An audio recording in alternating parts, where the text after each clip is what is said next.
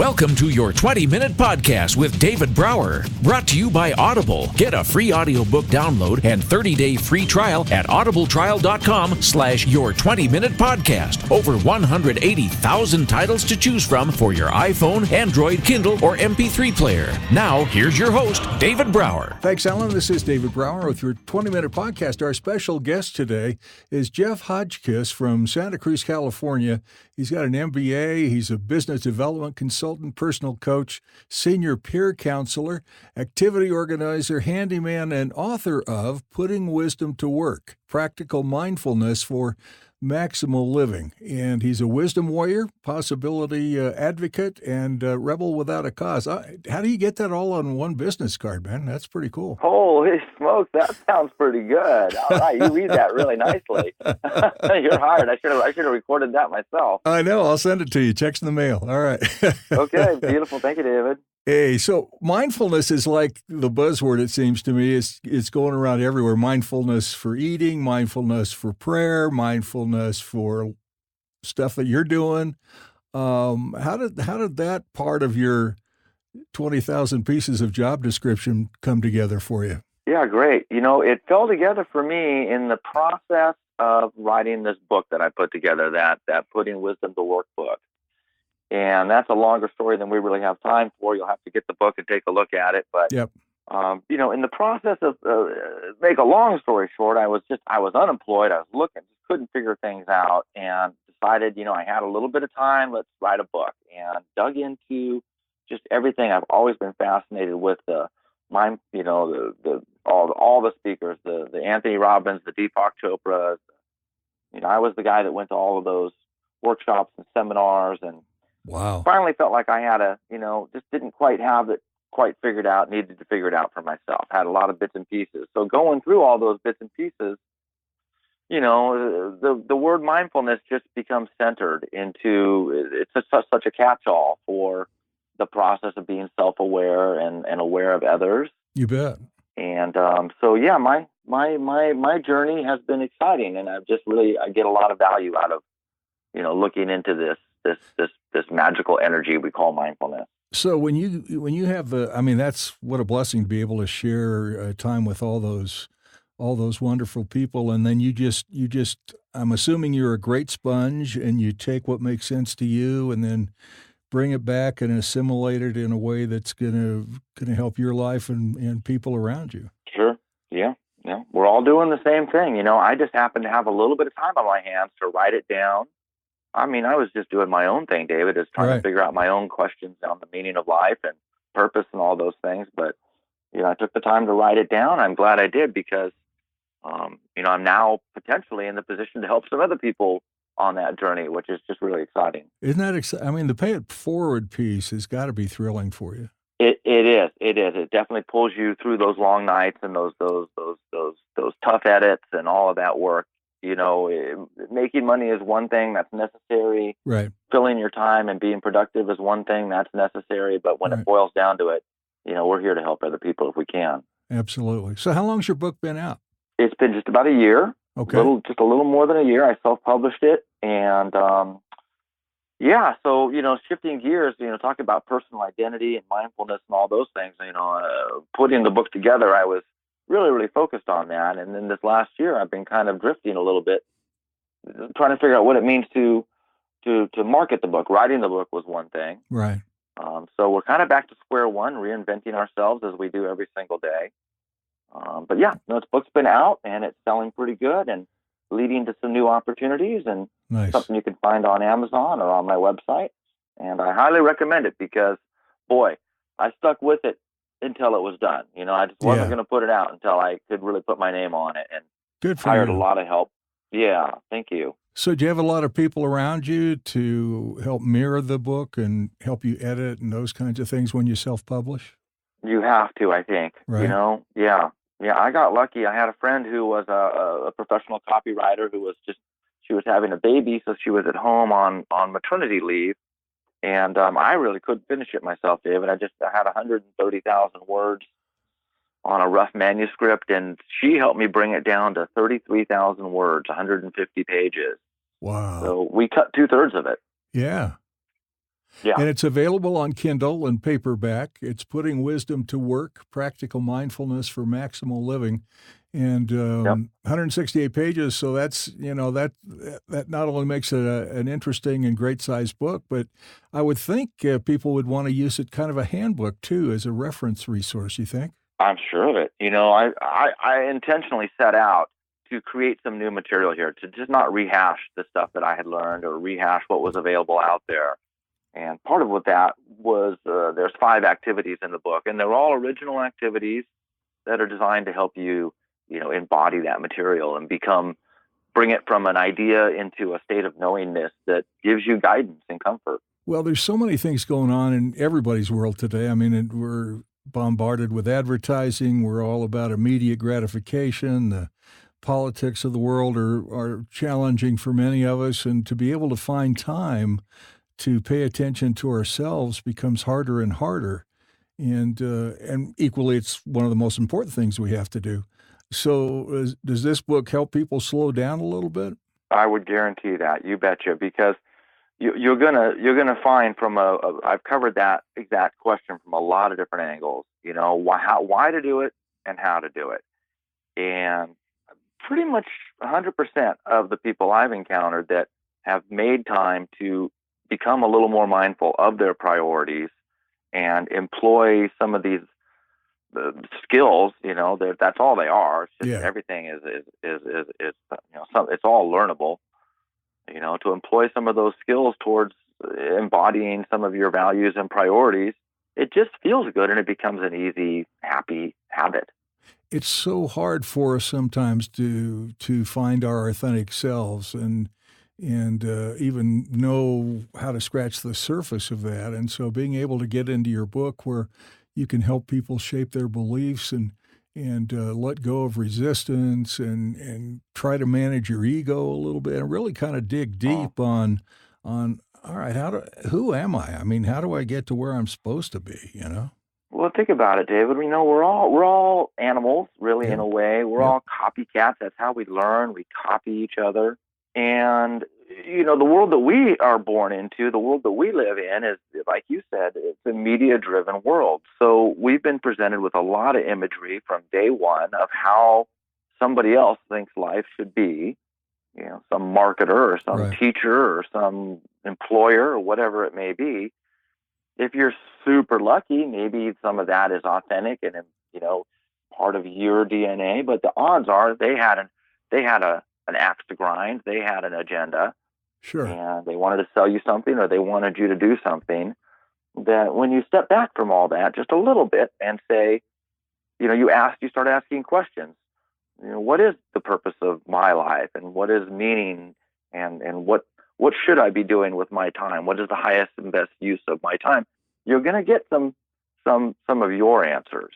There you go. And then you can start taking action on those. And man, it does feel good. I got to tell you. Well, I was reading through some of your reviews on Amazon. There are quite a few folks, so you got to check the book out on Amazon.com for sure. But one of the reviews from just a couple of weeks ago, this lady says there are so many great aha moments in this book. It hit home with a simple yet deep, step-by-step, organized path that I could actually follow. That speaks volumes about the approach to your book and how easy it is for people to go, oh, I can do this. Yeah, good. That makes me feel great. Yeah. I mean, it is easy stuff, and the word I really reference all the time is in the subheading is practical. Right. It's it's not a lofty thing. It's not, the word wisdom kind of scares people away. I think they think it's some, guy in a cave or something. This is just everyday stuff, man. And that's what we're looking for. I mean, it's so much more fun, I think, if people will give themselves a chance. It's so much more fun to explore yourself in a guided way than rather somebody going, all right, why don't you try this? No, you'd be better doing it that. No, how about you try that? And just really finding a resource like your book where they can spend some time at their own leisure, really, and pay attention to the steps that you share in there, the ideas that you share, the aha moments, which we all love. And all of a sudden, I would think after spending not too much time with it, they're going to want to spend more and more time with it. Have you found that out with people that talk about your book? Sure. Yeah. No, I end up connecting with people, and we have long-term connections because we're all looking for the same types of things. And, I feel like I've got a huge library here of aha moments from other great authors. So it's just part of the continuum that, once you start digging in, you start to have success. You start to feel better. You feel calmer. You feel more empowered. That's the key word right there is to feel empowered. Yeah. So, part of my goal as a writer is to take the reader down a path to a point where they can make their own connections and they have those aha moments. I'm not giving them aha moments. They're making connections with what they've already known. Right. And that's the journey we're all on. I think that's a great definition of an aha moment. It's something we've already known. We don't know that we know it, but yet something triggers that to come out and we go, aha, like I already knew that. I just didn't know I knew that, right? Exactly, man. Exactly. Yeah. And I had a whole string of them put in the book together. And so, yeah, that's it. We are programmed at our core to be happy, to be joyful, to be peaceful, to be empowered, to be creative, to have a really good quality, happy life. And it's just not something that the media landscape necessarily supports. Right. You have to take a personal amount of responsibility to have the life that you want. Absolutely. Yeah, that's it. There's no free lunch. It's not as complicated as we try to make it, I think. I'm really good at overthinking stuff. And so sometimes I catch myself going, well, slow down a little bit. Try to embrace that. And if you overthink it too much, all of a sudden you kick it to the curb and you missed a wonderful opportunity, Yeah, absolutely. One of the things I really dig into is this the whole human nature, the thing that we call human nature. Nobody knows exactly why we are the way we are, but one of the things is, like you say, overthinking things. I think that we're problem solvers. It's one of the ways that we've gotten as far as we've gotten as a society. We are really great problem solvers. Mm-hmm. But in the absence of problems, we often, without awareness, without mindfulness, we'll start creating problems for ourselves, overthinking things, overanalyzing things. And mindfulness kind of just gives you a little bit of permission to stop and pause and step back, take credit. The two words that I end up looking at a lot are striving and savoring. We're really trained to strive, to solve problems, to do things.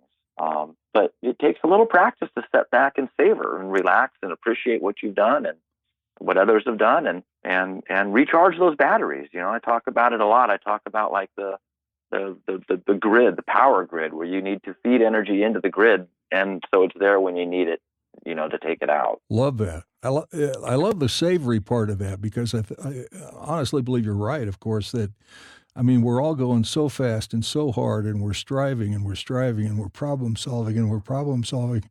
And when do we stop and catch our breath and go, damn, that was pretty good, Well, I've heard some crazy stuff lately coming out of, all over the world for that matter, that people are just not even taking their vacations. They're leaving unused vacation days all over the place. Oh, my God.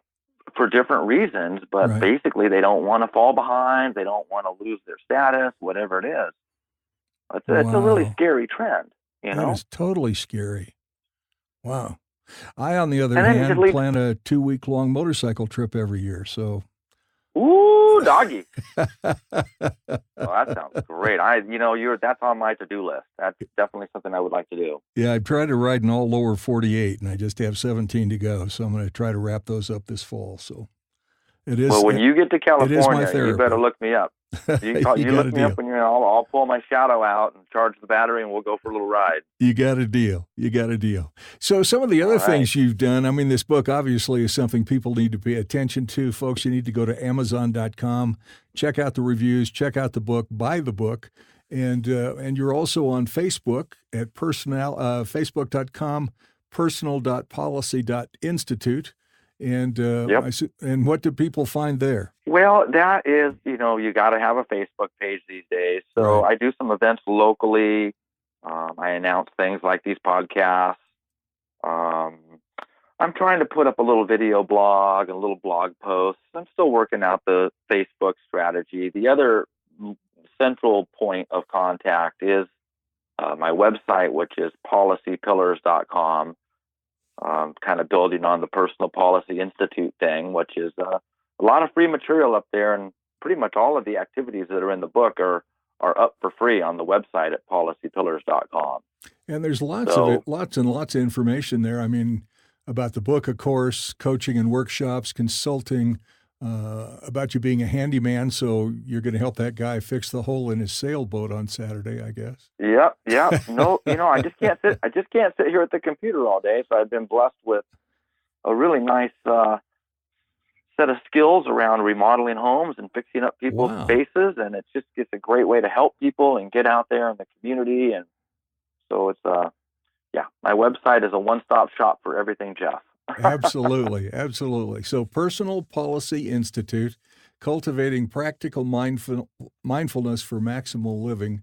And you go to policypillars.com, and that will get you to his website. You can buy the book there as well. It's available on an ebook, PDF, a Kindle, paperback, all the different things. When are you going to do an audiobook? Great question. Yes. Great answer. That was awesome.